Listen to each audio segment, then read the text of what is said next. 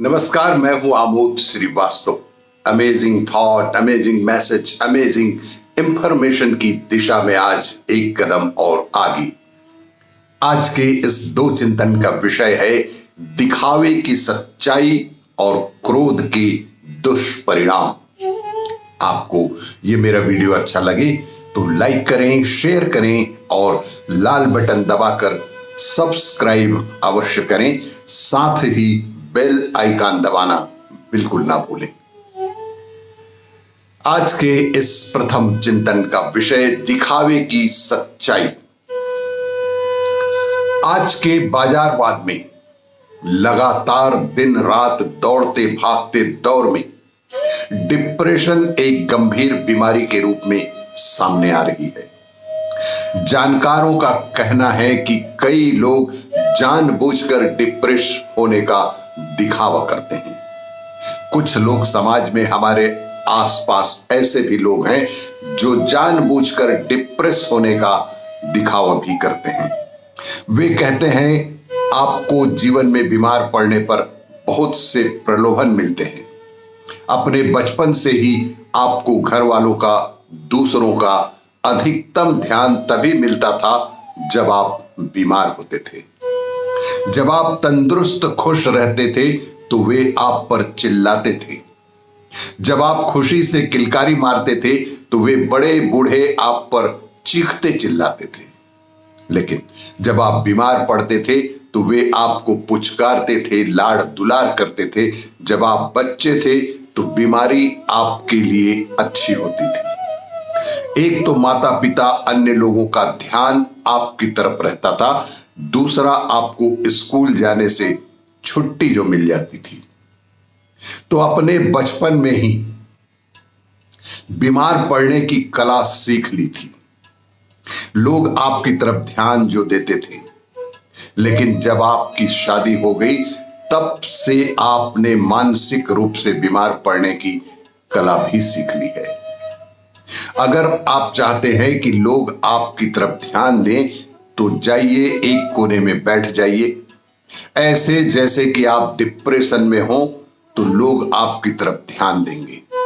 तो आप ये खेल खेलते रहते हैं और फिर एक दिन आप उस सीमा रेखा को भी पार कर वापस नहीं आ पाते। उस दिन आप मेडिकल दृष्टि से रोगी हो जाएंगे। इस प्रवृत्ति से हमें बचना चाहिए। दिखावे की सच्चाई जीवन में कभी भी काम नहीं आती। सदैव मुस्कुराते रहिए, हंसते रहिए, डिप्रेशन को अपने से दूर रखिए। आज के इस दूसरे चिंतन का विषय क्रोध के दुष्परिणाम। एक्सपर्ट कहते हैं कि हर दिन 10 मिनट किसी पर भी जबरदस्त तीव्र गुस्सा करके देखें। आप देखेंगे कि 3 महीनों में आप डिप्रेशन के रोगी हो जाएंगे। हाँ, 3 महीनों के अंदर आप निश्चित रूप से डिप्रेशन के रोगी हो जाएंगे। हाँ, क्यों नहीं? अगर आप चाहते हैं तो ऐसा करके देख लीजिए, कोशिश कीजिए।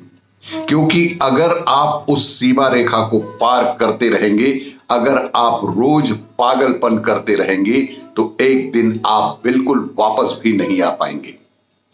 तब आपको मनोचिकित्सकीय रूप से बीमार घोषित कर दिया जाएगा। आपको यह समझना चाहिए कि अगर एक पल के लिए भी आप बीमार होते हैं तो आप बीमार ही तो हैं। शायद आपको ऐसी कोई मेडिकल रिपोर्ट ना दी गई हो कि आप बीमार हैं, पर आप उसी अवस्था की ओर जा रहे हैं। यदि आप प्रतिदिन कम से कम 10 मिनट यदि गुस्सा करते हैं तो आप निश्चित रूप से बीमार हैं। आपको क्या लगता है, आपको इस तरह आक्रोश प्रकट करने का अधिकार है? आपको क्या लोगों पर इस तरह गुस्सा होने का अधिकार है? आपको क्या ऐसा लगता है कि डिप्रेशन में होना किसी खास तरह का अधिकार है जिससे लोगों का ध्यान आपकी तरफ आकृष्ट हो?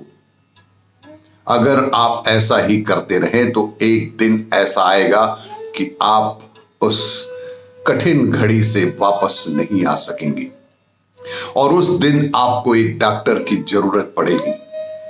जब आप गुस्सा होते हैं तब आप समझदारी व पागलपन के अंतर को कम कर देते हैं। यह वैज्ञानिकों के द्वारा सिद्ध किया जा चुका है कि जब आप गुस्सा होते हैं तब आप समझदारी व पागलपन के अंतर को घटा देते हैं, कम कर देते हैं। आप स्थिर मानसिकता की सीमा रेखा को कुछ समय के लिए लांघते हैं, पागलपन की अवस्था तक पहुंचते हैं और फिर वापस आ जाते हैं। और यही क्रोध का सबसे बड़ा दुष्परिणाम है। अपने जीवन में, अपने दैनिक दिनचर्या में गुस्से का बिल्कुल भी स्थान ना दें और क्रोध से बचें, ताकि क्रोध के परिणाम से आप बच सकें। आपको ये मेरा वीडियो अच्छा लगे तो लाइक करें, शेयर करें और सब्सक्राइब अवश्य करें। धन्यवाद।